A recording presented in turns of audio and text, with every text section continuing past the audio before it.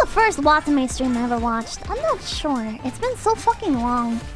I don't even remember what clip it was. I think the first clip I ever saw of her was the one where she was like talking about her internet and she was like, "Waruku nayo ne." And I was like, she's kind of cheeky.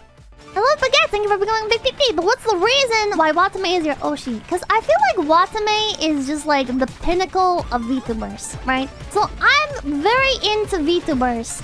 And then Watame is like I don't want to, I'm not like throwing shade at other VTubers or anything, right? I'm not saying like there's one true way to be a VTuber.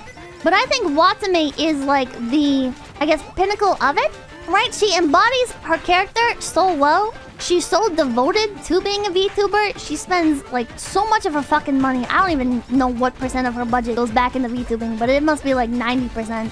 She's such a fucking nice person. She's such a nice person. She's such a sweetheart. She's extremely talented. She's always trying to better herself. She's always improving her shit. She's just so dedicated.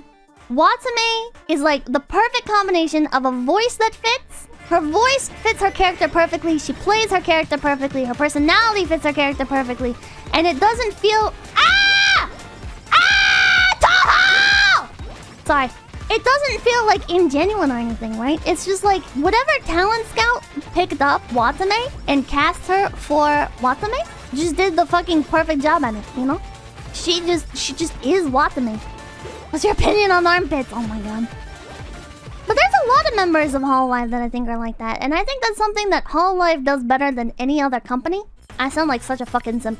I feel like Hololive puts an emphasis on the character that no other company does, right? Like, I feel like when you go to a Hololive stream and you see the character, like 95% of the time, they are that character, you know? Like, they are that fucking character.